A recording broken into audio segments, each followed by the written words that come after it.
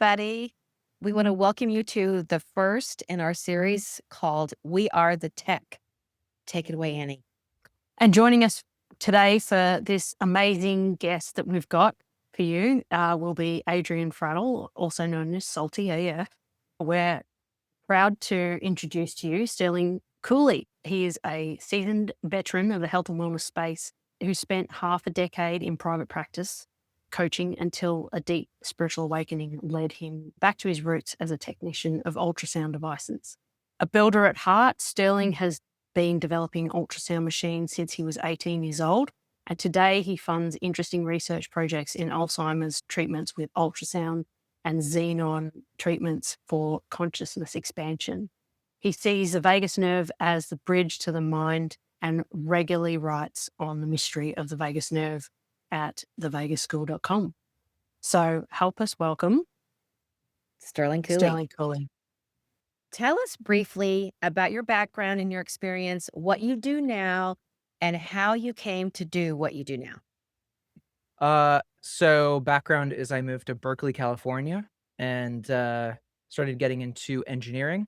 Worked on ultrasound brain stimulation with Dr. Stuart Hameroff at a very young age, back in 2014, starting. And that, I would say, relationship, connection, business partner has allowed me to tap into a lot of different fields of microtubules, consciousness, anesthesia, xenon, just you name it, because he's out there, but in a cool scientific way, which I like. And I'd say what I do currently is I'm relatively big on Twitter for the consciousness discussion, and I work in ultrasound still. So I still do ultrasound work, and I have a school group that I teach people how to do it and help people with their health currently. Awesome. Yeah. And you focus on the vagus nerve, correct? Yeah. That's I'd say one of the core pieces of my work. Starting about midway through ultrasound world, Mm-hmm. we found that stimulating the brain is pretty cool. But I discovered that if you stimulated the vagus nerve in your neck or in your ear, but mainly the neck, right in the main branch, you can trigger out of body experiences. Oh, So wow. that made me really interested in what the heck the vagus nerve was at all. I was like, how's this possible? And that started a long, probably a 7-year exploration of this, where I started talking about it, publishing it on Facebook, and developed a huge audience. And people started saying, they're like, "You seem to know so much about this. You have a good background. Can you help me understand the vagus nerve too?" And so I was like, I Oh, guess I started doing like free kind of consultation calls with people from the internet. I did like 50 free ones, and they're like, after 12 weeks, they're like, really after a few weeks of using ultrasound, they're like, "I feel amazing. How is this possible? Drugs haven't been able to do this for me, but ultrasound." And I was like, maybe I should continue to do this because I seem to be helping people. And that was in I'd say 2017, 2018. And since kind of deciding to focus on the vagus nerve with ultrasound, it grew to be very big. I was a very big coach for a long time. that's so Um, cool that it evolved like that. I love that story. yeah. So let's back up just a second for people who may not know and tell us what the vagus nerve is, what it does, and why is it so important? Yeah. So the vagus nerve is the word Vegas is not like Vegas in Las Vegas, but Right. it has a similar root meaning, which is the wanderer. So if you go to Vegas, you wander around, apparently. It's true with beer in your hand or whatever. But in the body, the wandering nerve is the vagus nerve, and it's the one that goes from your brain all throughout every core part of your body. So if you're an anatomist, like looking at a body, you're like, this one nerve seems to go everywhere. It's not Right. doing one thing, it's doing a lot of things in one kind of prime region on both sides of your neck. So that's why it's called the vagus nerve, and it regulates things like, so I'll say it first, it's bidirectional. So it's sending signals down to your body, but also sending signals back up.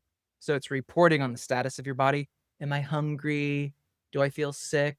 Am I tired? Am I happy? Am I nervous? Like, it's reporting the status of your body, like interoception, the gut feelings, the feeling of love, butterflies in your stomach, a frog in your throat. All of these terms we use are you saying, my vagus nerve is telling me something about my body. So it's really important in that way. But it's also important when your brain sends signals to your body to say, hey, I think you have a cold. Should probably make your spleen over here pump out cytokines to go and attack it.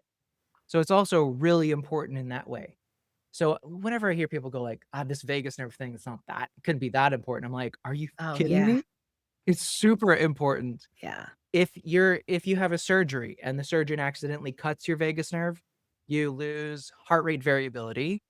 You are stressed out all the time. You can't calm down. Sometimes you lose the ability to speak. Your body floods your body endlessly with inflammation.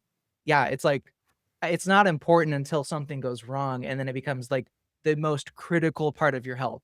So, yeah, it's everybody's got them.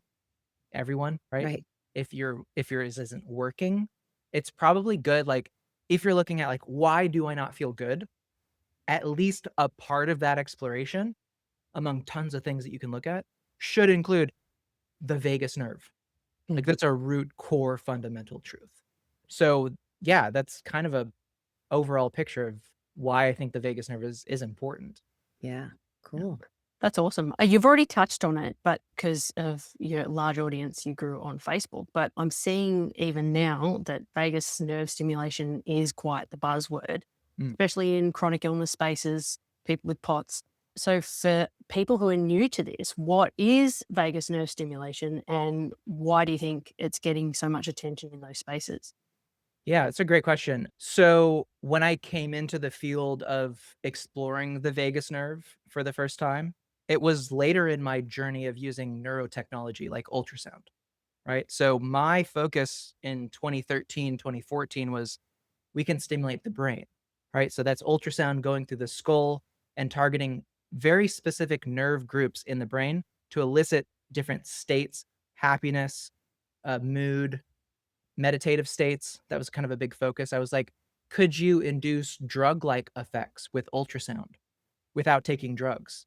That's really why I started it in the first place. Wow. Like you could have the most perfect drug experience without adulteration, without any differences from session to session. If you could perfect the ultrasound frequency going into the part of the brain where you experience these psychedelic states. And so, that's why I started. Showing how powerful the body is. I mean, Yeah. drugs are in a way inducing frequency-based changes Yeah. in the neurons, really. Anybody tells you it's just chemical reactions and bing bong, that's not even true. We don't even really understand the chemical imbalance model of depression. I don't even think that's I might sound like Tom Cruise here, but I actually also don't think that serotonin receptor inhibitors are working technically. I They're mean, how not. many people are taking them and are still like, "I'm so crazy depressed, ah."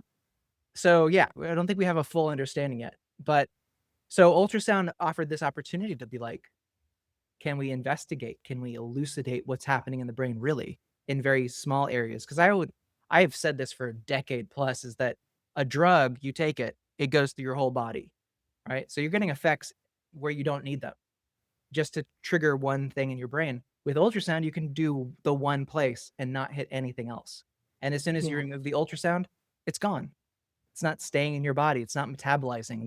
There's nothing left. It Yeah. happened and then you're good.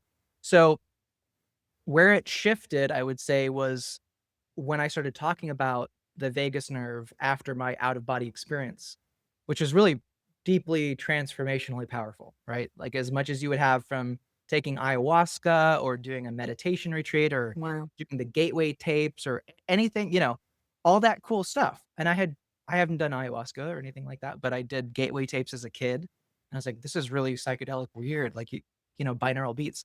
So I did this ultrasound on my neck and I started talking about it. The people who came to me were like, "Well, you've mentioned in passing, because of your research, the importance of the vagus nerve in inflammation. It's really important. That's a key term that people who are in the chronic illness community are like, okay, I'm listening now. What are you saying about inflammation?" Mm. And so more people started going like, I've never heard this. My doctor's never mentioned a connection between the vagus nerve and inflammation before. They're just trying to push drugs on me. And I was like, there may be a way to stimulate the vagus nerve without drugs, but get the same benefits of decreasing inflammation. And that could be really helpful for someone who's like, I'm chronically inflamed. My body is like eating itself alive and I feel it every day. So they were the first people to be like, I'm willing to try for a couple of days. And I was like, okay. I mean, if I can validate that it's safe, which the ultrasounds we use are super low power, so they are safe. They're clinically tested, they're FDA approved. It's not like I'm making these myself. These are like from a massive international company. And so like, okay, we'll experiment with this. We'll see. I'll guide you through the process. And they started telling me, they're like, wow, I'm feeling really good. I'm sleeping better.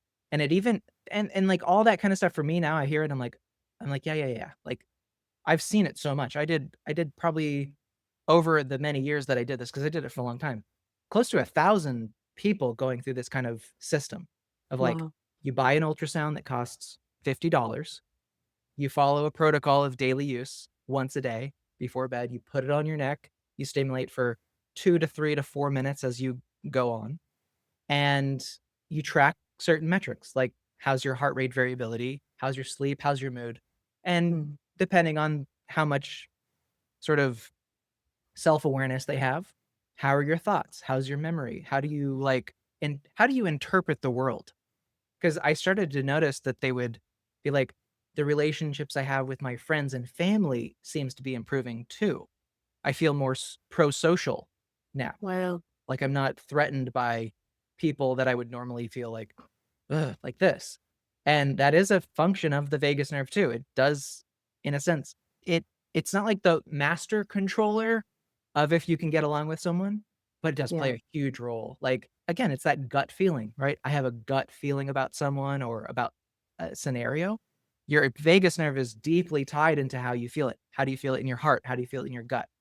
So I was like, this is crazy that all of these things are tied up. And so, yeah, for someone who's in chronic illness, especially, they are, I'd say, out of the population of people that can stimulate their vagus nerve regularly, people who are like at the really low levels of health, I'm not talking like you're 5 minutes away, like not to get graphic, but five away from dying. Like if you have a septic shock attack, although there are scenarios where vagus nerve stimulation has saved people in those situations, but implantable devices from sepsis, death.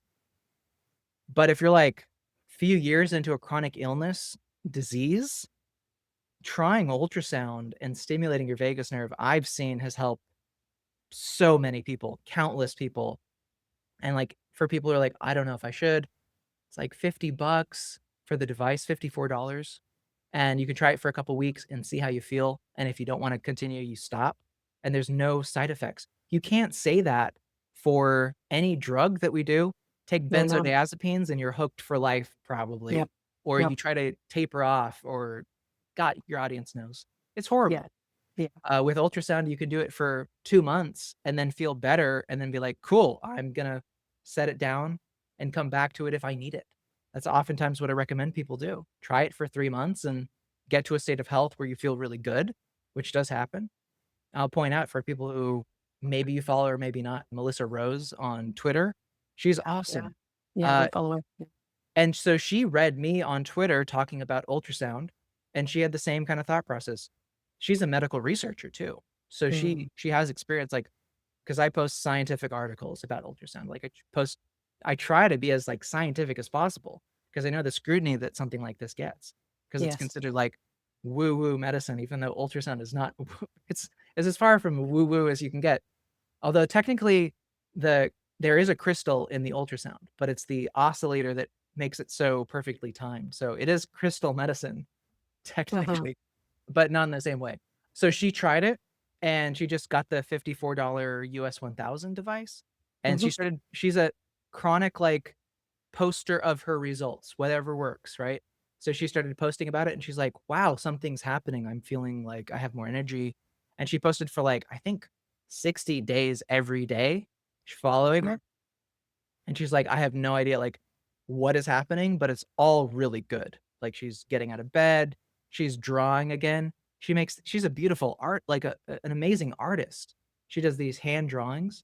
And before she was so chronically ill, she just didn't have the energy, the willpower to do any of that. And so really she does, along a few other practices that she does, of course. I'm not trying to take all the credit here. But the ultrasound, she does say herself that this is a huge component of my healing in that 60-day time. And so now she's just as much of a voice of reason for people on Twitter as I was a couple of years back. So I'm like, cool, Yeah, I have someone in the field with me.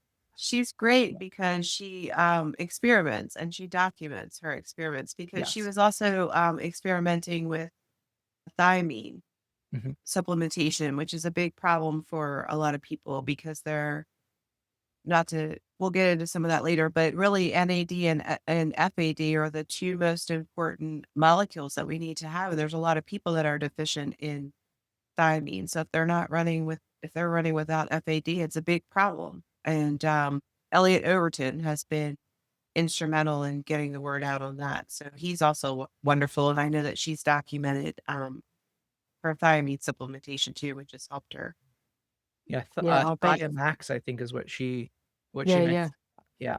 Yeah. Yeah, yeah, I've been following. Was it Mel as well who posted about the EMF factor? She measured it because I Mhm. loved the idea, and I'm well aware of mitigating EMF Yeah. exposure, all that sort of stuff. And so when I saw that post, I was like, "Oh, that's awesome! Yeah. That it's low impact." Yeah, she's gone above and beyond to even see, like, because ultrasound is it's an electrical device, right? So there is electricity going through it.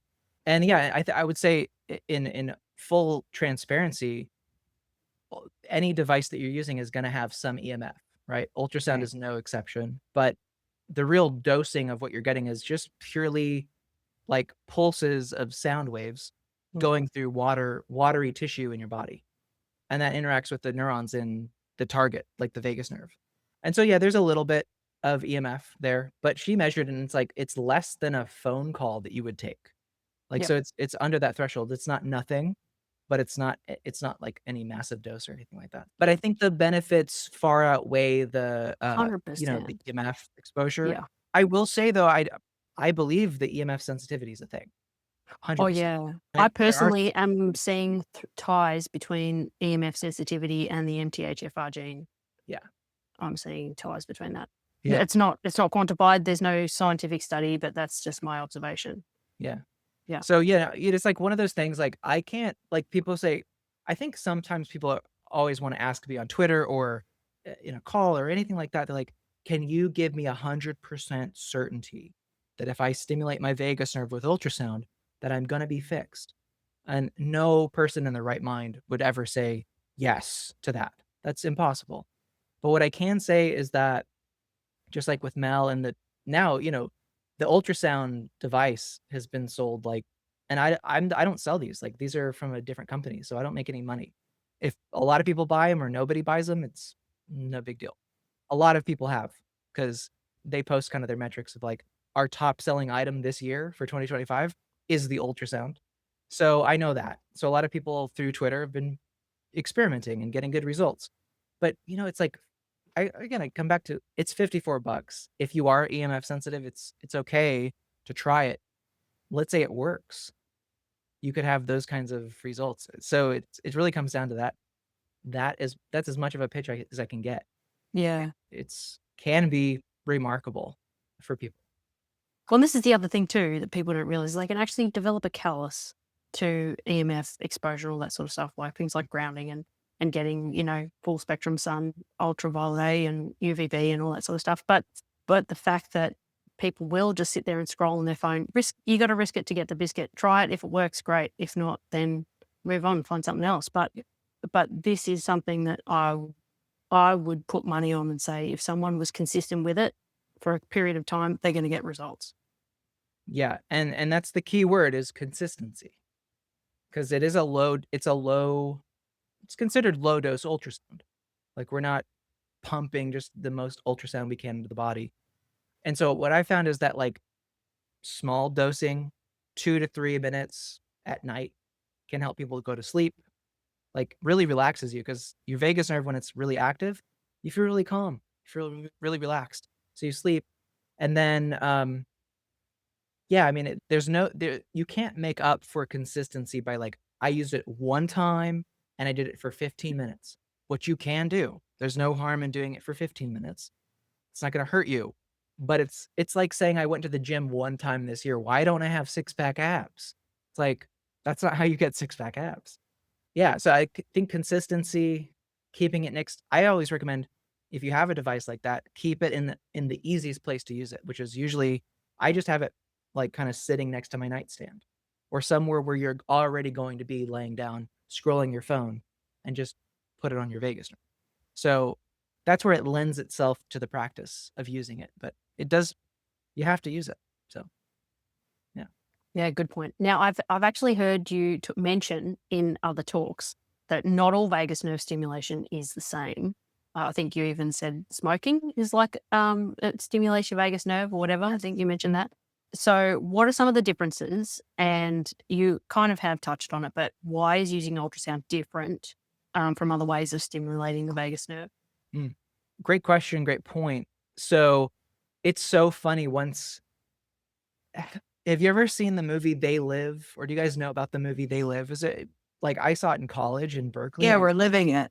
oh my god, this is an insane movie, We're totally living it. right? So, like, the world is, like, almost an illusion, and you have to kind of fight to put the glasses on. It's kind of the message of the story. To see through the illusion, it's a struggle, it's a battle. Like, They Live has the longest fight scene at that time of him trying to get his friend just to put on the glasses to see that there is an illusion in the first place. He doesn't wanna see it. So, I had to struggle and fight to try to see the world through a lens of the vagus nerve, right? Because it's not apparent.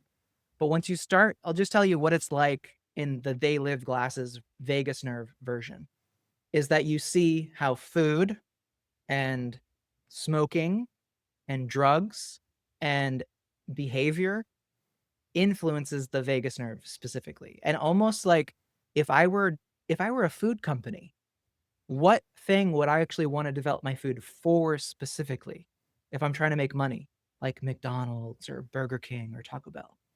I would wanna add natural natural flavoring, right? That actually targets the vagus nerve, because then I could block the signal that tells you you're full. And I could also increase the satiation feeling, but not make you stop eating. That's a vagus nerve Oh, function, wow. 100%. And if you look at food science, which I had never looked into before this, I was like, whatever, it's just a beef patty and fries and that's it. The amount of stuff that they put into this is not just like, it's not to make it cheap. Not all the things they add are just for additives and, like, less meat per pound. It's also like more of these very small chemicals that are like almost like Ozempic, but like the opposite of it. And the people who are funding food scientists out of college are McDonald's and Taco Bell and all these big yum brands, Right. so that they can figure that out, how to make salt really tasty on your taste buds, right? So I was like, wow, that's really dark.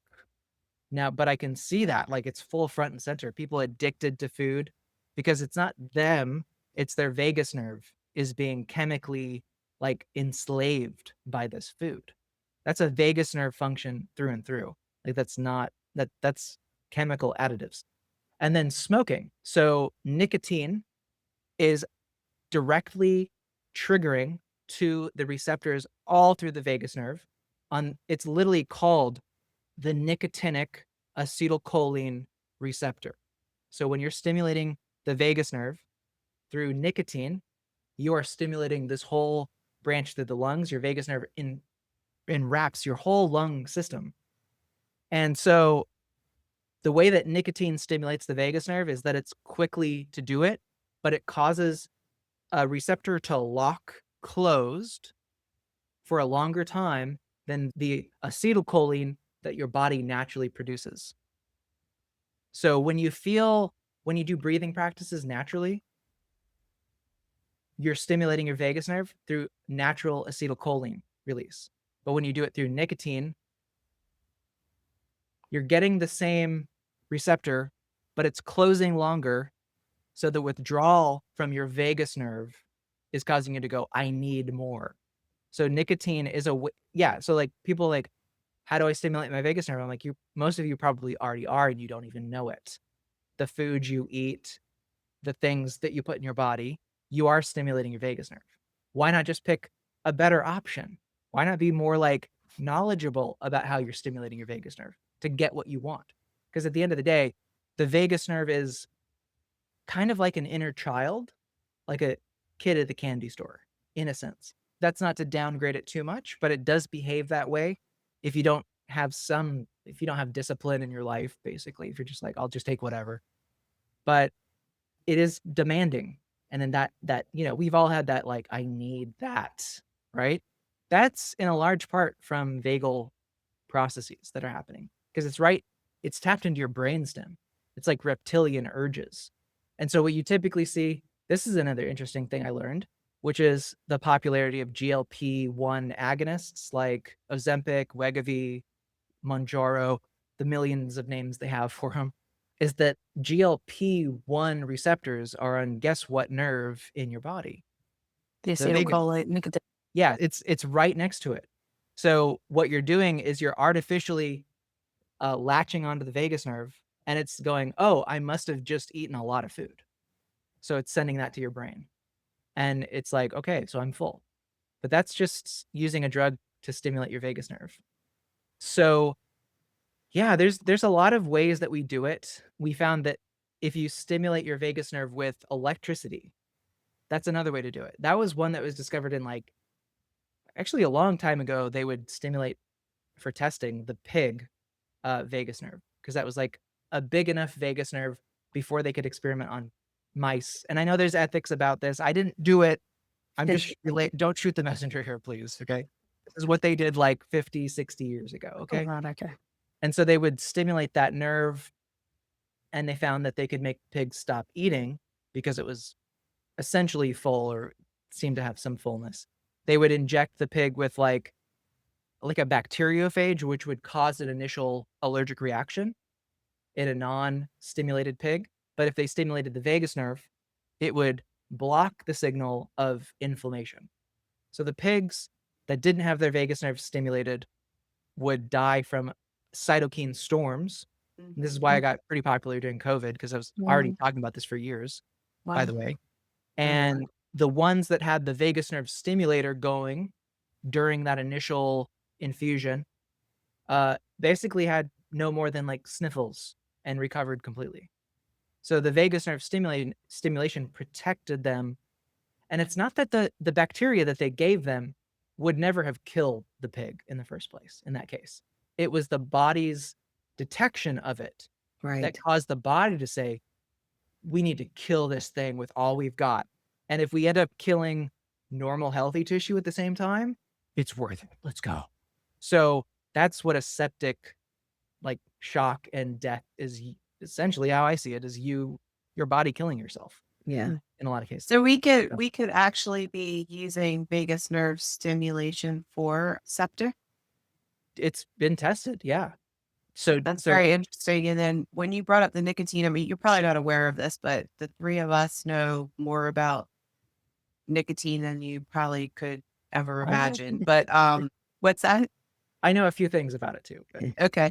right. Well, we won't get into it on this show, but we've been through it with Dr. Artis and Dr. Braun. We've been talking about this for 5 years. And there was a component to COVID where the nicotine was working to protect people against it because it was taking up, residence in that receptor. So when people were exposed to it, it wasn't affecting them like it was other people. So people are using it as prophylactic to protect themselves from that. But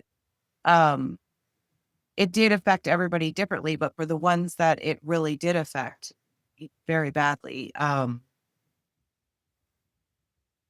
a lot of those could have been prevented from turning into long COVID by using nicotine or the ultrasound. Ultrasound. Yeah, it sounds like, vagus nerve. wow. I mean, imagine if everybody was using that, they wouldn't have gotten COVID, correct? Or they wouldn't have reacted as much because the cytokine storm wouldn't have happened. They squashed any and all treatments because the reason why they were able to push through the emergency vaccinations was because there was no treatment. And that's why they shut everything down. That's why No FDA approved treatment. Yeah. Right. At the time. Yeah.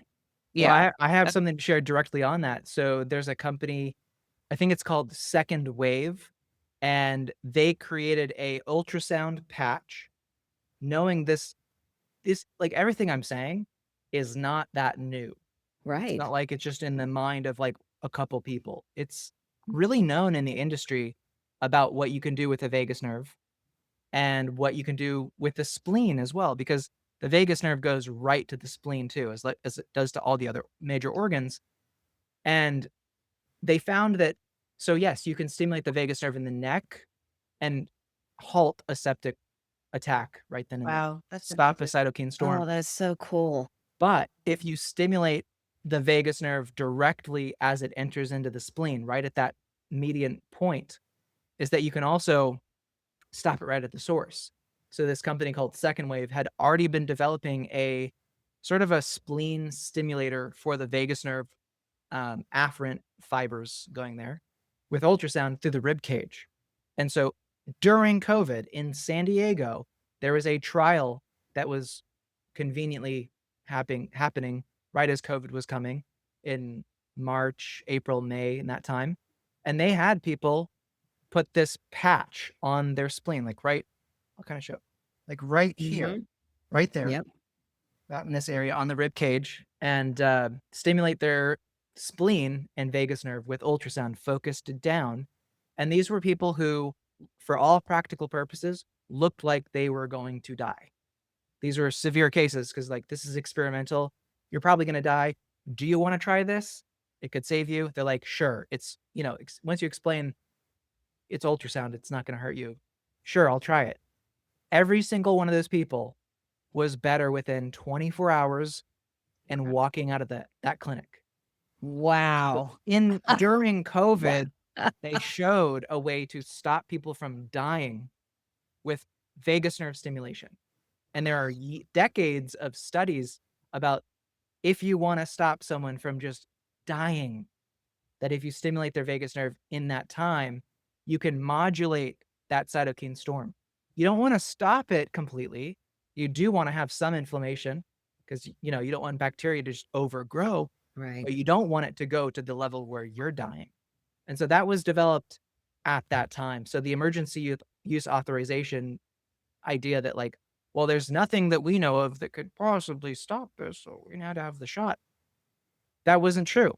And people in ultrasound knew that. People in vagus nerve world knew that and were like, this is fucking crazy.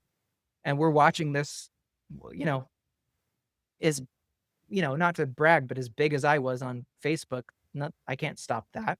I No. can only just go on Facebook and say, this is fucking ridiculous. There is a lot of people that tried to stop it. Different. We know some people. Dr. Artis was using budesonide. There was Dr. people Bartlett. saying Dr. Bartlett. Dr. Bartlett. Dr. Artis was using nicotine. There was people doing vitamin C infusions. Yeah. There was Well, doctors in Central and South America that were injecting chlorine dioxide, and I saw people within hours, like literally could not breathe, lungs waited out, hour or yeah. two, sitting up fine.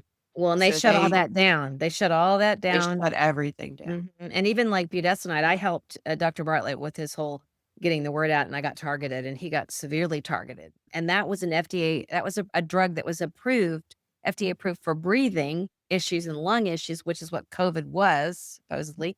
And they stopped using budesonide in the hospitals.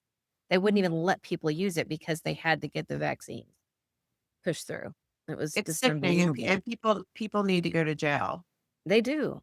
They do. And And the it fact that you have only something lets like them further ultrasound, along. ultrasound that is natural, that helps your body do this? Are you kidding me? Yeah. Well, So it actually blows my mind that you made the connection to the nicotine acetylcholine receptors and then the vagus nerve. I'm like, so the vagus nerve is a whole other layer beneath the nicotine. That's just Oh, wild. yeah. Yeah. That's huge. So yeah, people are stimulating their vagus nerve all the time. And there's one, again, I worked in studying the vagus nerve for, I'd say, strictly from like 2017, and that was my full-time job. Like I just was like, I was doing some machine learning engineering on the side to do ultrasound simulations, like simulation of ultrasound waves in tissue. And once I learned about the vagus nerve, I was like, I need to learn about this exclusively. So I was a full-time, like 80-hour weeks, researching, posting, getting people resources just from then on. And one of the things that came up, which was really fascinating, was bulimia nerviosa. Now, that's where you binge and you purge.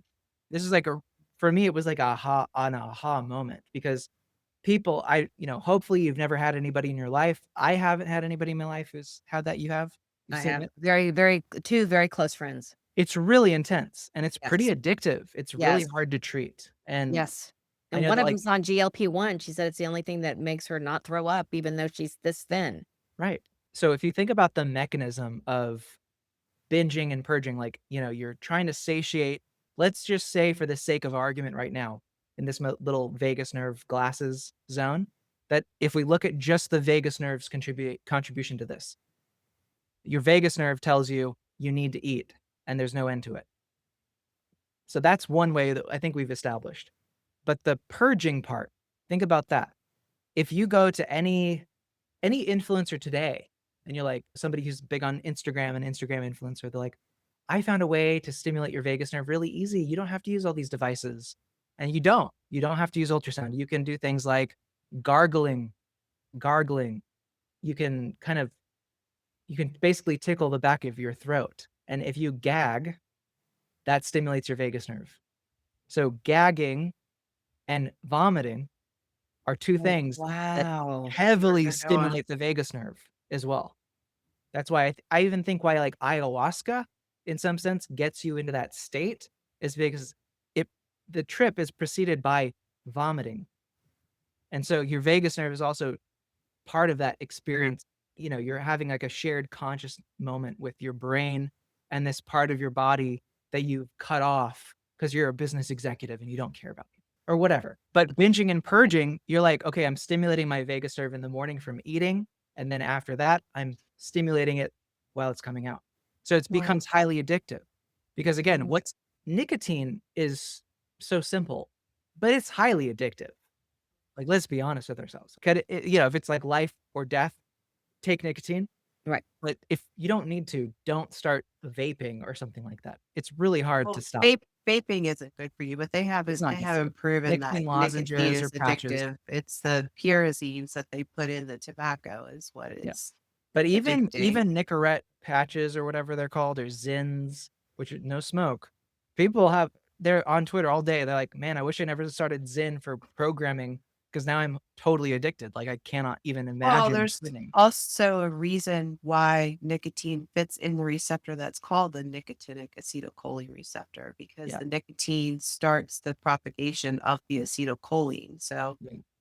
it's a mix between niacin and nicotine, but we do have those receptors in our body, just like we have, I can't even think of the right word.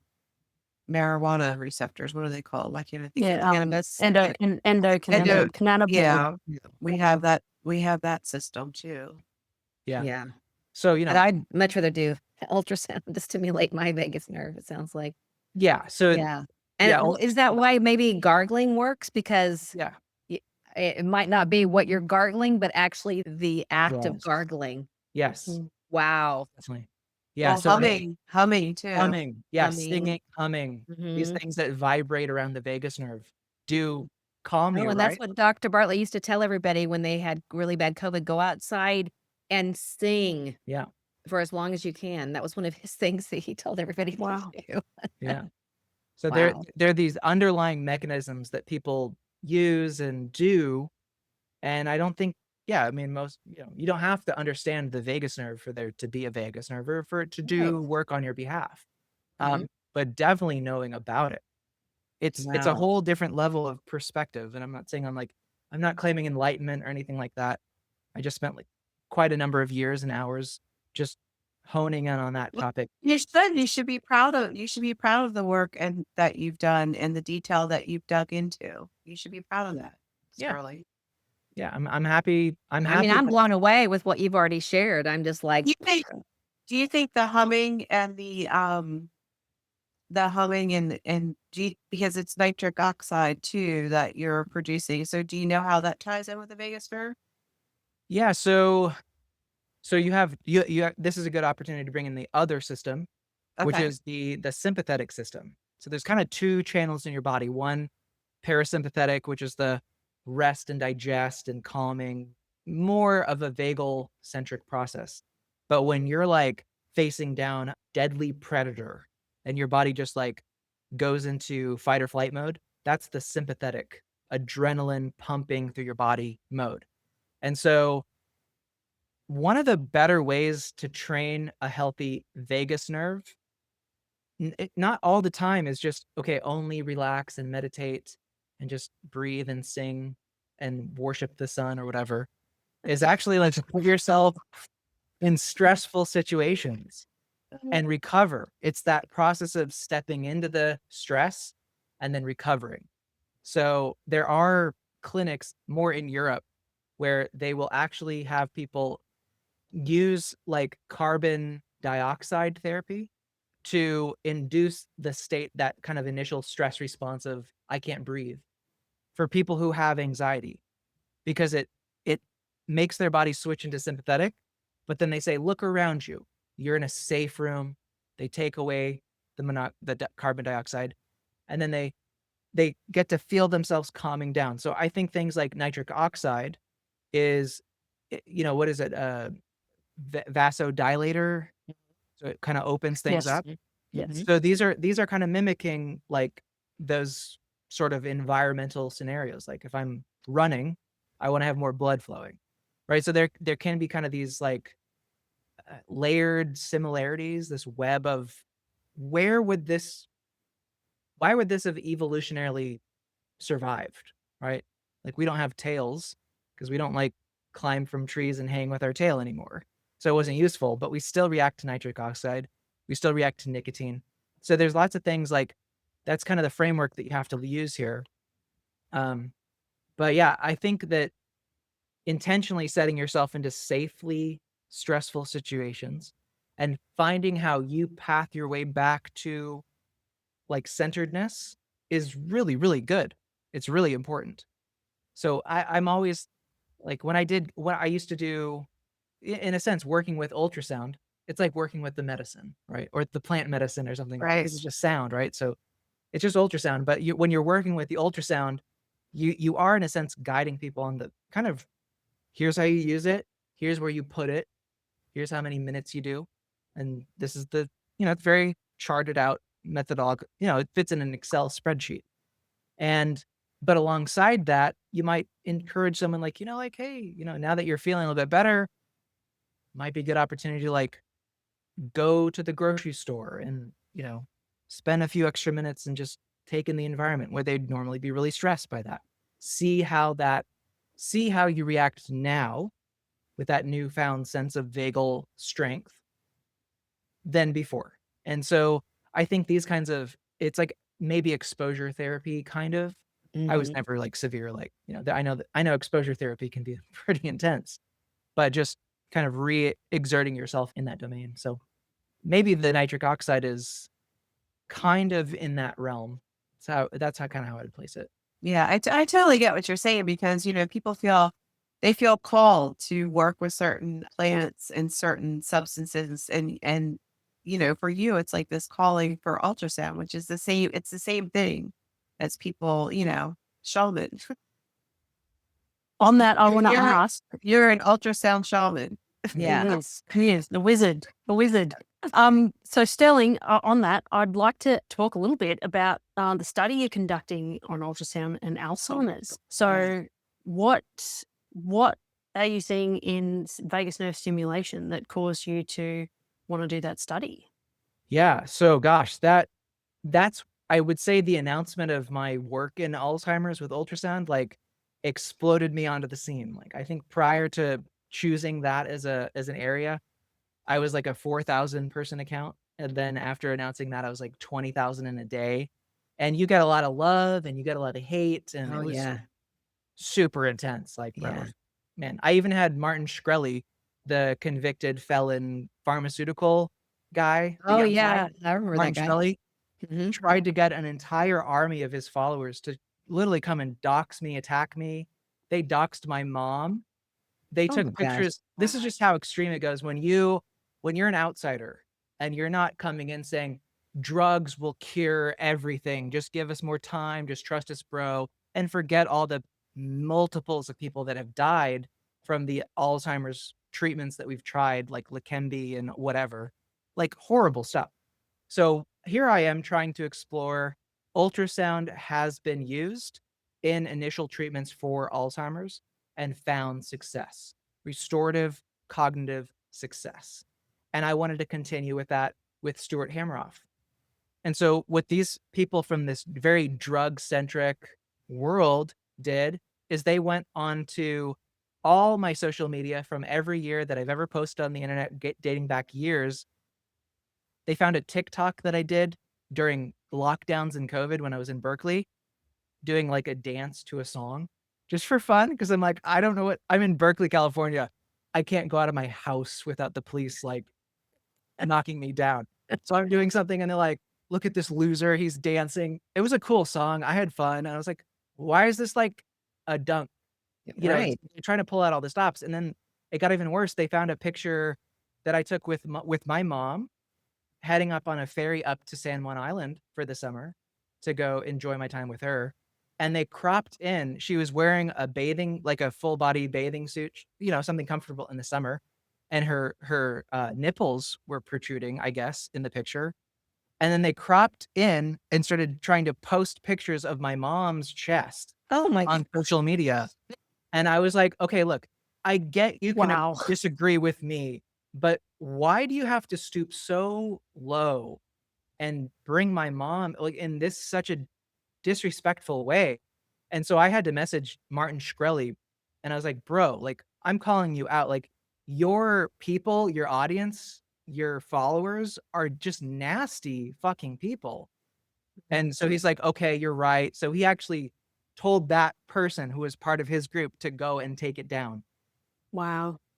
Just And anything to bring your work into disrepute, really. They do But it. they can't do it. They can't do it not with actual intelligently. scientific, They yeah, have to it's just like just go the below the belt. lowest level. So I got hate from I got people from all out the woodwork who are just like, in our minds, he's not talking about drugs because we can't make money on this. So he must be evil. They're just like, this guy's a bad person. And we just need to like try to destroy him as much as possible.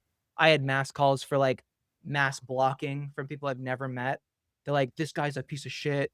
I'm like, what the fuck did I do? I put up money and my time and am working on an IRB with an institutional review board that works with the FDA to study ultrasound on people that have late stage Alzheimer's to try to help them based on real research. What the fuck is wrong with you people? Well, it's because they're paid by big pharma. That's how powerful they are. A lot of them are. A lot of them, they have their hands in the pockets of big pharma and these big Alzheimer's amyloid plaque drugs succeeding and everything else failing. I mean, look how many Yeah. people are getting Alzheimer's compared to like 30 years ago or Yeah. whatever. They're making so much money off that. Yeah. So, yeah. So I did decide to focus because I had a choice. I was like, I'm doing really good with vagus nerve stimulation and I love it. And it's a good model for me to follow. But Stuart Hameroff, he's like, I can admit I would not be where I am today if he hadn't taken me under his wings 12 years ago, 13 years ago, as a fresh grad out of college and said, you're going to work with us and help us develop ultrasound and study this on the brain. We weren't looking at Alzheimer's at the time, but like that was huge for me. And you know, he's getting on in his years and I admire, I respect him. He's an amazing mind. He's worked with Roger Penrose on a theory that explains consciousness, which is like one of the most debated topics in philosophy still, as much as people might try to say it's not. And I love the guy. I admire him. He's like a father figure to me. And he's like, this is what he said, I want us to look at Alzheimer's. Because what we did a study back in like 2016 on this, and it showed very positive results. Like literally people who were in comatose stage of Alzheimer's had ultrasound on their head with a clinical device, the ones that they have in hospitals. and they did a small scale study on real patients in an Alzheimer's clinic in Tucson. And they showed that 5 minutes on the right temple brought people back to being able to talk when they couldn't talk before. This is Wow. all recorded. And when they brought the results of that study to the Alzheimer's department at the school, they said, so what? So what? I'm like, Seriously? what the fuck? They Yeah. said, Yeah, they're well, not interested in how are helping we gonna people. make money on this? Yeah, Yeah, exactly. listen, What are we I'm gonna sell gonna ultrasound now? Yeah. It was bullshit. So he, he's a guy who will not forget. He is who he is. He will hold a grudge. He'll be like, I've been wronged here. Something wrong happened. And I can see it, and anybody who knows the actual details of it is also like, yeah, that's wrong. There are people who are suffering who will not have help because what happened back then. Because Right. people are just like, we don't, and man, when I announced that and I was on Twitter and I went on a 2,000 person call with Martin Shkreli to explain my position early on in that before he decided to just dox my mom and all that stuff. There were people in the audience who were like, even if this could work, why should we care? These people with Alzheimer's are just old and they're going to die anyway. Oh my And gosh. besides, their main reason that Martin Shkreli never disagreed with was, think of the economics. If people who are 70 years old live another 10 years, think about the economic GDP impact of keeping more people alive. I'm like, you guys are actual monsters. They You're are. so sick. And they proved themselves over the next few days as well. And so I'm like, okay, this is the environment that we're living in. You Yeah. think I'm going to go and follow That's the death a- cult. The death cult Yes. per living ender. It Mhm. is. And Yeah. you think like, yes, am I an unorthodox voice for this? Absolutely. I'm a kid who grew up in Ashland, Oregon, in a small town. I wasn't, didn't have the silver spoon in my mouth. I had a single mother, a sister who ended up committing suicide from alcoholism. I have Sorry. made my way. And so, yes, I announced this.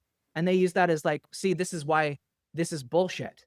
Because he's not from Harvard. He's not, See, listen it's though, just Sterling, bullshit. This you're is why not this is though. You're propagated. not though. This is your calling and this is what you're supposed to do. And you're gonna do it. Okay.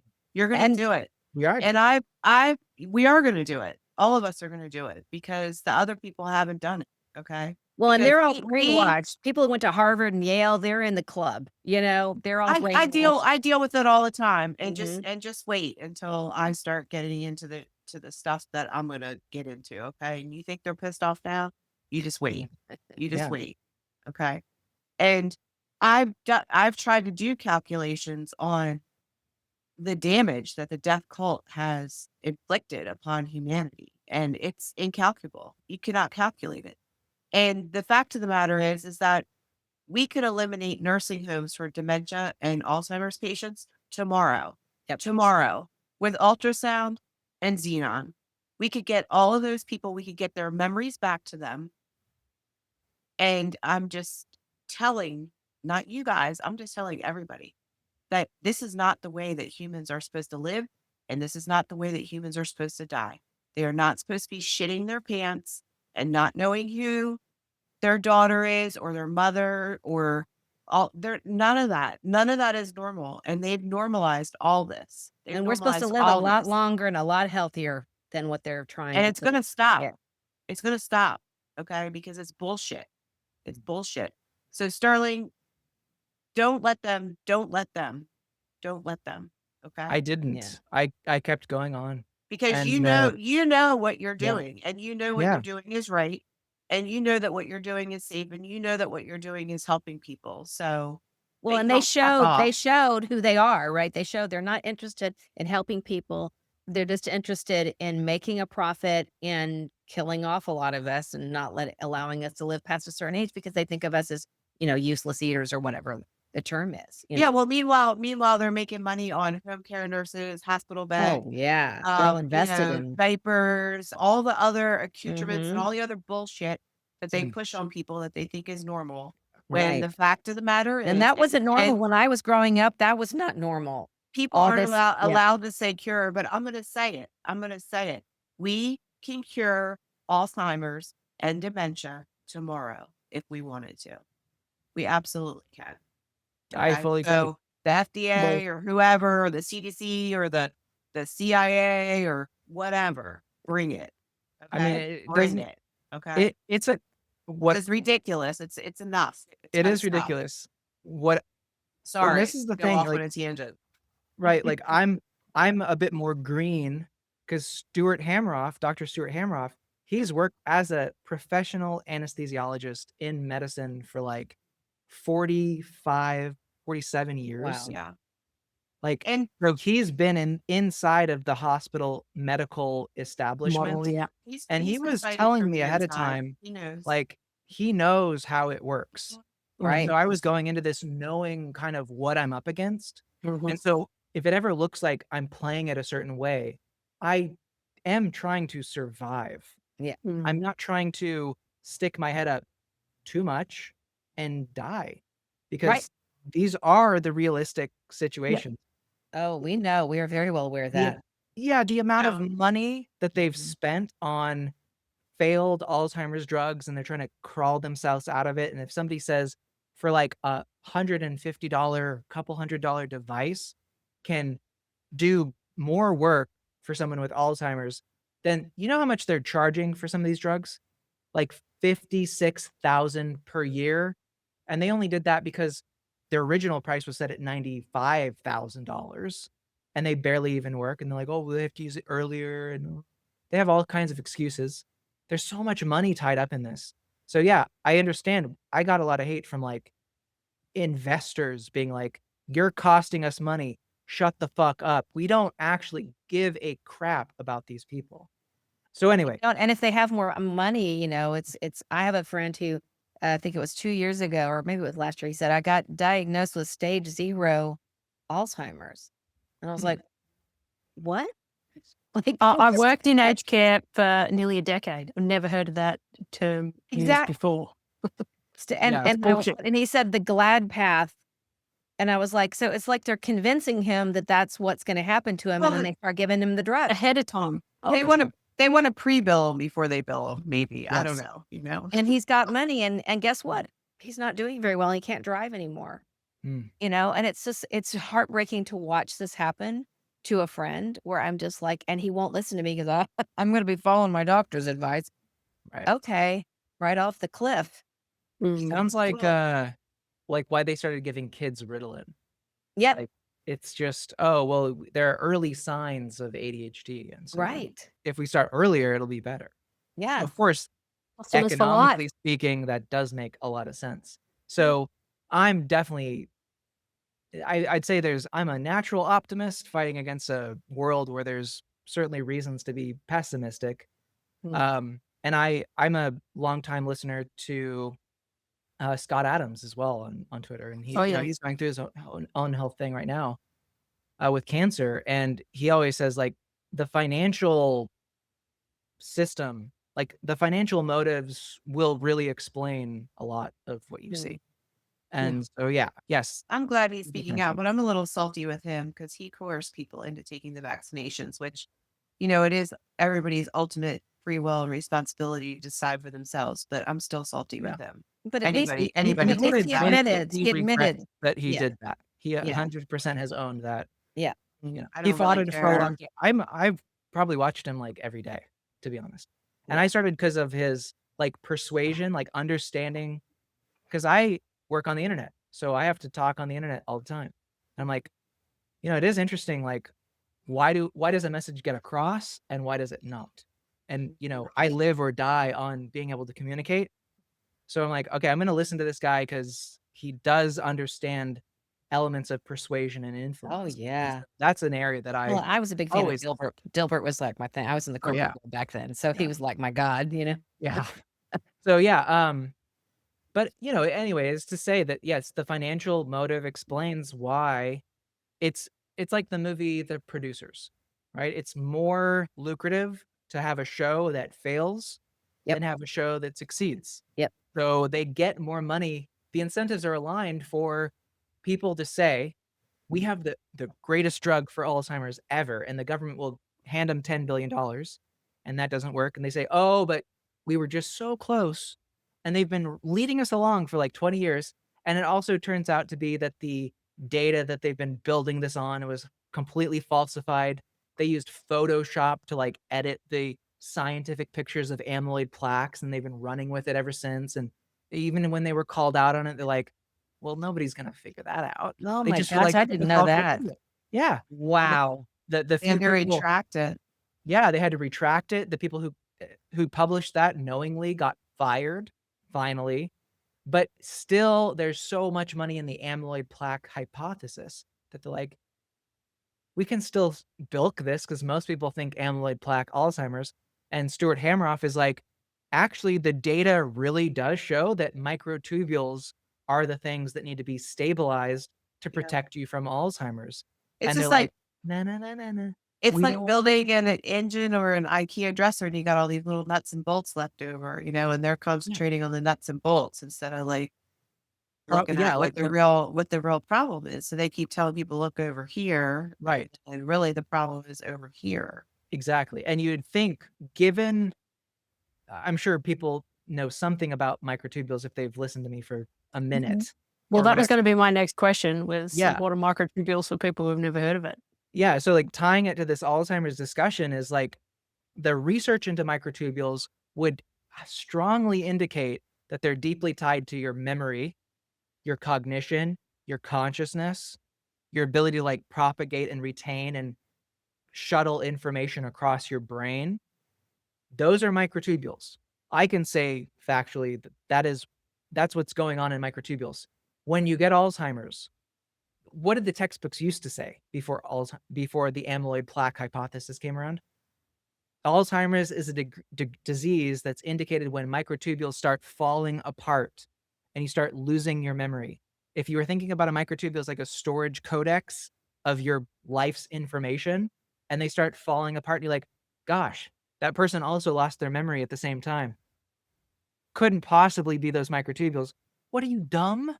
It's like so obvious. And they used to say that. The old textbooks would show microtubules falling apart. You can see it under a microscope. But now they're like, no, the microtubules, we can't do much about them. That's bullshit. Ultrasound can stabilize them. There are drugs that can stabilize it. That the best drugs that we have for Alzheimer's, while I'm not pro that stance, but anything that works, right? I believe there's like anti-cancer drugs that stabilize microtubules, Taxols that stabilize microtubules that they've experimented with in Alzheimer's cases, protect the person's memory. But they ignored that because they're like, well, Taxol, you can't make much money on it, but if you could do a biological infusion for amyloid plaques, we can make more money. It's like we are literally living in psycho zone. It is they live for most people. They're like, Yeah. it's like our history has been rewritten. Yep. Like everything that we used to be told is covered up. That's also why I'm like interested in ancient Egyptian history. I'm like, how could we forget all of this stuff? It's like, oh, we see it Nobody knows where right everything came now. Everything.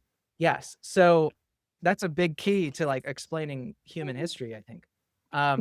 But we're seeing it right now. When you see the cover up of microtubules, you are seeing the same like dark urge of humanity to control other people, to shield them from information that could be valuable to them about what they really are. Like, what is really happening in my mind that makes me a human? How do I have continuity of consciousness? Your brain, all your neurons are replaced every few years, but I am still the same me that I was a decade ago, 20 years ago. I have continuity of my consciousness. But guess what stays? The microtubules. Microtubules in your pyramidal neurons in your brain, in your prefrontal cortex and all throughout your brain, they're the same ones that I had. But when you get Alzheimer's, they fall apart, you lose your memory and you die. But apparently that it's an insane conjecture to even suggest for a moment that microtubules might have something to do with Alzheimer's. That's how I'm treated. Like I'm the crazy one. These people are fucking nuts. It won't even say the word. They won't even say the word. It's the M word on Twitter in certain circles. They're like, oh, a microtubule person. Yeah. A crazy conspiracy theorist. I'm Yeah. treated like a crazy conspiracy theorist for Well, join the entertaining club. these ideas. Well, everybody better hold on to their knickers because this is just the start. Yeah. Right, Annie? Yeah. Yeah. Absolutely. Well, I get and knickers for Annie. I just got to, I've just got to draw the line too, that I don't think it's actually human spirit that's quashing this information, Sterling. I really think these dark forces are non-human. I really think because Yeah. most humans are like, why would they want to do that? Why don't we just help each other? That is the core of the human spirit. So yeah, I just wanted to Yeah. draw that delineation. Yeah. and- Yeah, I agree. and highlight. It's a non-human, entities Yeah. that There's are ruling the something planet. there for sure. Mhm. For Yeah. sure. Yeah. But on the microtubule, have you got a video you want to pull up and show us? Yeah, for sure. Yeah. So for somebody who's been like, I don't know what a microtubule looks like, I have a pretty good video. Let me just get it queued up here real quick. So yeah, microtubules are small cylindrical, like IKEA building blocks is kind of how I like to refer to them. They're self-assembling, they're beautiful, they're magical, all that stuff. So here we go. And there are no viruses, people that, when we show a computer generated picture of what it looks like, they can just shut it right now because we already know that they look like this. And we know, because of the way that the amino acids are configured and fit together. So this is Yeah, just and an you aid can't to see help them. people understand. Yes. And you can Yes. see them under a microscope just for anybody who's going to. Exactly. And I'll say as this little GHZ comes up and it will cycle through, I'll just explain that. So why we found that ultrasound is effective is because ultrasound is expressed in like pulsations per second. Hertz is per second. So when you see an M, it means 1,000,000 cycles per second. And microtubules, by their very size and nature, respond to megahertz vibrations and gigahertz vibrations. So I'll stop the video there, but continue, which is that when people talk about frequencies and even sensitivities to like gigahertz frequencies from cell phones, and then you're told there's nothing in your body that can respond to gigahertz. Your body's like chemical soup. It's just like boop, things bouncing off. It's not true. There are structures in your brain that have channels that oscillate and resonate at a distance, like an antenna, at gigahertz and terahertz frequencies. Light hitting your eyes is a terahertz frequency. So don't tell me that you can't detect terahertz frequencies. You can. You're doing it right now if you're visually capable. Not I'll leave room for people who are blind or whatever, but you have the capability to somehow do it. So when we talk about ultrasound, why it's different than a drug is because it's sort of like the opera singer who can shatter a glass at a distance with just their voice.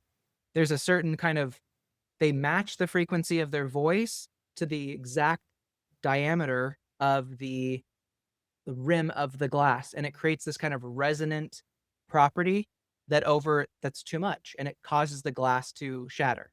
Now, we're not doing that with ultrasound in the treatment of Alzheimer's, but we are using a similar principle of finding that target by using sound, by not really stimulating everything in the pathway, but stimulating the certain mechanisms or structures that we want to trigger.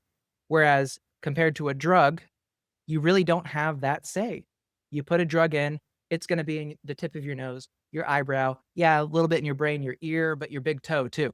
Why does it need to be in my big toe when it could just be in the microtubules, which are, I think, clearly where this disease is happening? So yeah, that's what microtubules look like. But I started looking into microtubules when I was like 15 years old or something. I was listening to a Coast to Coast AM with Art Bell back in the day, AM radio. I snuck a little Walkman into my room. My mom's like, go to sleep. And I was like, yeah, sure.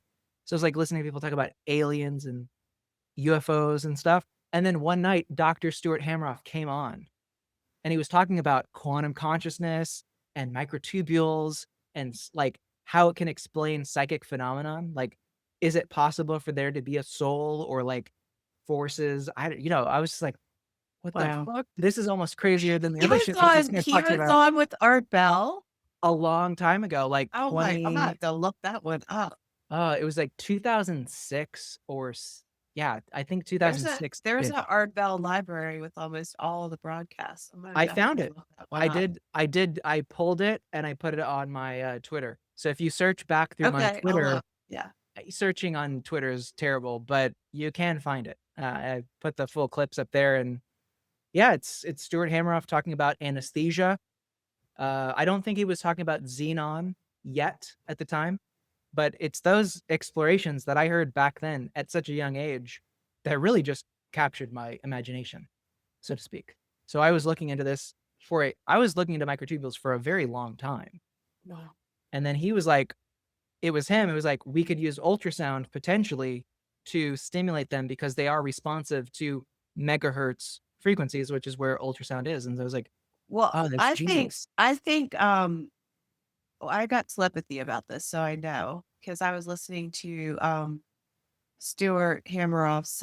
He was explaining how he met Sir Roger Penrose and the whole events that led up to that, and I got telepathy while he was talking about it, and they were definitely meant to meet up with each other and do what they're doing right now with the war. And I think that it's probably the same for you. And because, you had that reaction when you heard that Art Bell, like that was something deep inside of you that you just knew, Mm. that he was resonating the truth. So I think it's probably the reason why you and Stuart have continued on with this. I think it's great. Yeah. A lot of serendipity. I don't know if people are into that, but like, so Stuart Hameroff wrote a book called Ultimate Computing in 1987. Oh, wow. And that book was specifically on how designing a nano computer in the future would use microtubules. And it was a whole book expose about all the literature at the time on microtubules because they were just being looked at. The technology was just advancing enough to be able to literally resolve and see them with X-ray crystallography. So he's like, I've been told that it was just synapses. What the hell are these microtubules? And he was fascinated for probably a decade prior before this book was published. Ultimate Computing, you can literally still get it today. It's not in print, but you can find it on a PDF. I have it in my Ultra School group too, so you can get it. Yeah, I'm So 19 years old. yeah, so 1987 that was published. Then 1989, Roger Penrose published Emperor's New Mind, and that was the book on consciousness. The idea that like there's something between gravity and quantum mechanics and where they don't fit according to the math, but consciousness may be the glue that sort of shuttles information through classical mechanics, our physical, material, gravitational world, and through quantum mechanics. So that like consciousness exists on this like very thin but broad boundary between it. So they were both published in that like 87 to 89. And then they're like, we should talk because Penrose said, I don't know the structure where you would find the right conditions for small enough to be quantum mechanical adjacent, but also big enough to bubble up into a human being. So he's like, I don't know. Penrose said, I don't know. And then Hammer's read it is like, I think I know microtubules. And so he flew over there to meet him and he's like, have you heard about microtubules? He's like, I have not. And so he explained the whole thing and he's like, interesting. So that started like 3 decades of like hardcore research into this. And now we're finding like Yeah. validation for many of the points that they had discussed at their early meeting in 1991. Well, they're And a then great pair because just to inject myself real quick, I was born in 1988, right between those 2 books. I don't know. Just a coincidence. Interesting. And then I heard him on the radio suddenly. And then I chose to move to Berkeley, California to go for my university studies. And then at some time while I was working on ultrasound, he visited Berkeley. And I got a call from a perfect stranger who I've never spoken to who said, are you Sterling Cooley? And I said, yes. He said, Stuart Hameroff is visiting the campus in 3 days and he's heard of you. He would like to meet you. Can you come? I said, yes. And so I drove 5 minutes up to the campus at UC Berkeley for a big talk that he was giving. And we met, shook hands, and it was like we were on the same page from day one, pretty much. So yeah, there's a lot of serendipity into just how that even happened. Just that I And was it was always meant to expressly be. It's like it was written in the I stars. don't like to go that far, but, like, it's It hard is. to say, Well, It is. yeah. but, It I have is. to balance my woo-woo with my, like, I am also Why? scientific. I'm not saying I'm a disbeliever, but so I'll let people to interpret it however they want. I'm not It all saying goes Sometimes you gotta let the together. freak flag fly, Billy. Sometimes Well, you but just gotta to let it. me, it merges, right? All this stuff merges where it's just not really one or the other. It's just kind of like, in my opinion. yeah, and it is what you make of it. Like, Yes. I do believe in free will too, right? Like, I really do believe in free will, and people say, "That's just the illusion. You're just under some illusion of free will. It's all just predetermined," and I'm like, I disagree. I think I make free choices. Yeah. So, I think everybody does. Yeah. And they can deny that as much as they want to or whatever, and I can go on about that. Most of the people on Twitter who are staunch anti-free will, coincidentally, I know because I know the consciousness people behind the scenes, what you see publicly and what you don't aren't supposed to see. One of the biggest accounts on Twitter who is, "You're a determined machine, you're just like AI, you'll be replaced." He's like a hardcore proponent of that really materialistic viewpoint. He happens to be a huge was a colleague of Jeffrey Epstein. He took $500,000 per year for 7 years from the Jeffrey Epstein, Wow. Shut up. knowing all of his history. So I'm like, Wow. okay, I'm just doing the math here. I'm like, okay, what if he's trying to, because I worked in coaching for a while. I got to see, like, how does trauma manifest itself? A lot of Mhm. self-denial. You work up stories that explain why you did what you did at the time. And oh, you can convince yourself of a lot of dumb shit, Oh, right? Absolutely. Given the Yeah. circumstances. I'm like, what if it's really convenient for him to convince other people, but he's really trying to convince himself that he never had the free will to say, sorry, Jeffrey Epstein, you are a despicable piece of shit. Go fuck yourself. No, but he was already predetermined that he would open his wallet and take money and validate him to his friends so that they could get, netted by his network. It was just determined, you guys. I had no choice in the matter. I had no freedom in it. Yeah, right. Yeah. Right. So again, I Well, think and people do Epstein, have some choices. a The lot of mind justifies what the heart wants. That's always well, the and way. What? Epstein was into a lot of crazy research, in the Yes, universities, not just, that's a pretty crazy stuff. definitely. Yeah. But they're now having their reckoning. So they're Yes, now they that are. the things are being released, that person in particular has gotten an insane amount of attention on them, which I've been like, finally, Well, this that's guy's a good. piece Are of you going shit. to name that person or are you going to leave that person Well, unnamed? he's probably not. I have already named him on Twitter, but like, yeah, Can you I'll give us let him. initials? We can guess. Yeah, sure. JB. He's big in Okay. consciousness. He's big in what? He's really big in the consciousness sphere. He's like Oh. he's one of those people who's like the M word. Like he will like Mhm. attack you if you're talking about my Oh, okay. too. Gotcha. Of He's like course. one of those Of voracious course. like attack dogs Mhm.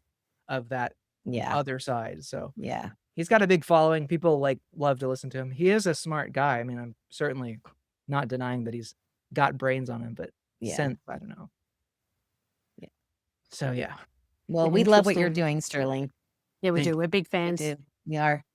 So, ladies, we're getting on an hour and 20 minutes. Do we want to Yeah. wrap up? Do we want to ask a Yeah. couple more questions? I think we're gonna have to save the technical stuff for another time. But Yeah, because I did we want to have a whole series with you, Sterling, if you don't mind. yeah, but Happy to do I Yeah. did want to mention that I mean I have a lot of stuff on the because you know how Hammer Up he talks about the 18 levels of magnitude deeper than just because everybody thinks it's like he called it a cartoon neuron. Where everybody thinks that's where all the action is, but it's a lot deeper than that. And so yeah, we can go over it next time, but briefly, maybe just let's take a minute or two. We've been looking at everything the wrong way because the aromatic aminos are capacitors. That's what they are. And the way that they work, it's not like a dimer, it's like where they're stacked inside of the microtubules and the A and B type. And what they're acting at is as a capacitor is what they're doing. And they're also semiconductors. So it's like a supercharged engine is what it's like. And I like to say that resonance is the prequel and shape is the sequel. And you can't, because the form defines the function. So what the ultrasound is doing is it's resonating at a certain vibration to help produce the form so that the microtubules can perform the function that they are designed to perform. And yeah, it's a lot deeper than just well, it's holographic is what it is. And it's too much to get into now because we've kind of run over time. Um, but the reason why I wanted to mention it is because we've been looking at things the wrong way. We're worried about all like these meta materials and all this other kind of stuff. But we already are the meta materials. And once you start moving from the classical, to the quantum mechanics, is where we're going to find these 18 levels deeper of what the scientists now. I mean, they're still barely at the cartoon neuron, and we're light years, eons past that already. Yeah. So Well, Yeah. so Sterling, we've been putting some banners up, but do you want to verbally talk about how people can follow you as well as learn from you with your schools? Yeah, absolutely. Yeah. So I honestly, I think the best place if you're looking for like really tuned into the ultrasound, the vagus nerve stimulation, I have a free Vegas school on school.com. And yeah, you can just join. You can look at it for free. You don't have to sign up for anything.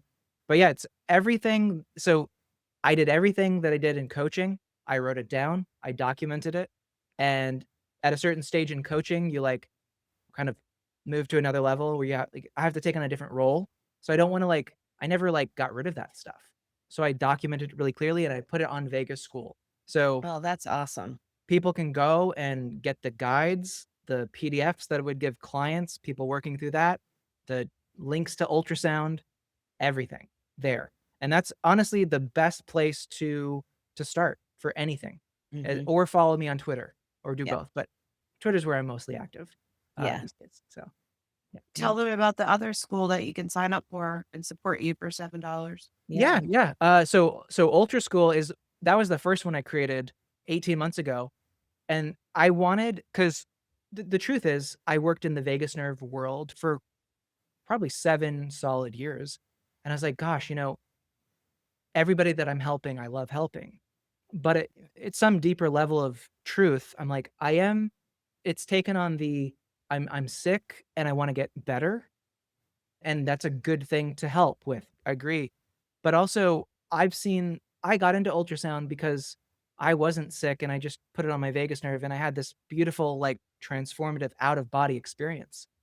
But because I've been so head down in the sick to healthy zone, I'm like, I need to create a space where I can talk to that astral projection, put your freak flag on kind of thing, Right. and really explore that with an audience who's like, I'm really interested in, can I try xenon and have a psychedelic experience?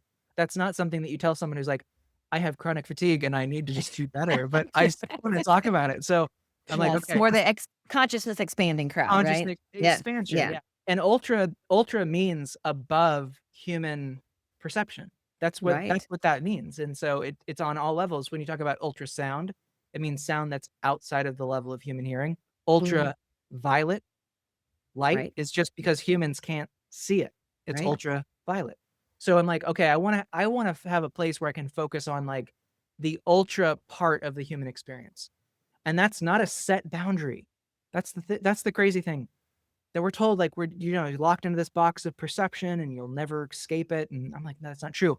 With the right tools and techniques, you could probably access infinity. You could see what the Planck scale is potentially. Oh, You could wow. Annie, interact with yeah. do my thing. Show my Yes. thing. So I'm like, And okay, that needs to have its whole that needs to be a meeting place, a grounding place for that discussion because I so also want to have that discussion. So that's what Ultra School is, and that place does support me to be on Twitter a lot and to talk about this and to really just study it.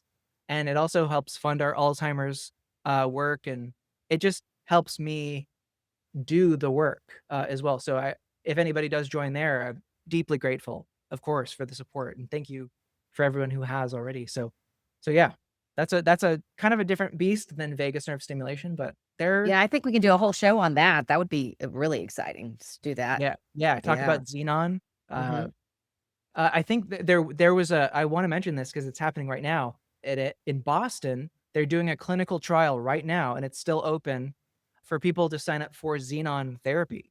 So you Oh, could get wow. paid $400+ to have free xenon sessions, and they're doing 10, 30, and 40-minute sessions. 40 minutes of xenon is a life-changing, like better than ketamine, better than DMT. It's like life-changing stuff. It's expensive, but you Wow. get it for free. So go Oh, and sign wow. up for that. It's a Wow, I might be going to xenon Boston. clinical trial in Boston. If you Google it, you'll find it. It's official clinical trial. You posted on Wow. that just recently too, I didn't you, did. Sterling? Because I Yeah. I remember seeing it, but Yeah, one of my followers saw my post about it when it had started and got in, and she's like, "I tried it, it was great." So I was like, "Oh yeah, that's still going. Oh my god." So I reminded people, I'm like, "Seriously, sign up for this." And it's not you don't have it's not it's for people who are healthy. So you don't have to have anything. They're actually trying to start with normal, like I think people from something around 50 and up who are of normal health. That's up to them to decide, but try to get into that if you can.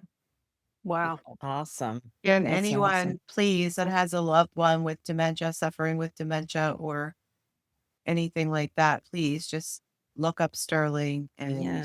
try. Well, just And I would say send this video to your loved ones with chronic yeah, illness, chronic inflammation, and Alzheimer's, dementia. we'll get a link to the $54 device, right? So Yeah. they can go get one. Yeah, absolutely. Well, Yeah. all that information is in Oh, in the Sterling's yes, free cool. course. He's got Yeah. all that information for all the regions in the world where you can get it. Oh, So I love it. Yeah. an awesome Love it. resource. Yeah, we've So collected thanks. links for people that are in Europe, that are in Australia, US, Canada. That's where Uh, Annie's in Australia. So yeah. Okay. Cool. yeah. Yeah. Yeah, awesome. I had a lot of clients back in the day, all from Sydney, Melbourne. So yeah, I love Australia. Even diabetes, people with diabetes, because they're calling that type 3 or type Awesome. 4 Alzheimer's or something like that. So people, Well, they're calling Alzheimer's type 3 or 4 diabetes, yeah, I believe, I Yeah. couldn't right? Yeah. remember, but Yeah. anybody with diabetes too should really be checking into this Mhm. and to stimulate their vagus nerve, get their vagal tone going. Agreed. Yeah. Or even what Sterling, what you said before about sepsis and stuff and stimulating your spleen. Like, Yeah. just share it to anyone who's got it. I think. Yeah, anybody who's gonna get sick, gonna have a cytokine storm. It's And we have full, like, detailed guides on where to place ultrasound on your spleen with that ultrasound. Oh, I Um, love that. Now I'm sure you're not gonna convince your doctor in the emergency room, like, "I just need some ultrasound, bro, like, help me out." But, you can do I've seen people who have chronic persistent inflammation use that Right. and really tamp down the inflammation really fast Yeah. at home. Yeah, awesome. So it's Bro, definitely just give me a NAC and a vitamin C IV and some ultrasound and send me home. They're That's never right. going to do I that. know They're an never gonna emergency do it. room. I know an emergency room physician that might be Oh, trying that's to. true. We know one. We know Yes. one. Yeah, because he's Yeah. gonna love this show. He is gonna love it. Well, Especially awesome. for the Thank you. sepsis. Yeah. Oh, totally. It's been so great to have you, Sterling. We are such big fans and great proponents of your work, and we're going to keep Thank you, sharing the Sterling. word. So have a lovely Christmas. And yeah, we look forward to having more conversations in the new year. definitely. Yeah. We didn't even begin to scratch the surface. Exactly. Yeah. Well, I'm happy to come back on for sure. Yeah, Awesome. exactly. Please. so good. Thanks, All right. Sterling. Thanks. Happy holidays. See you guys on Yeah, Twitter. You too. All right. Bye. Bye. Thanks. See you, Sterling.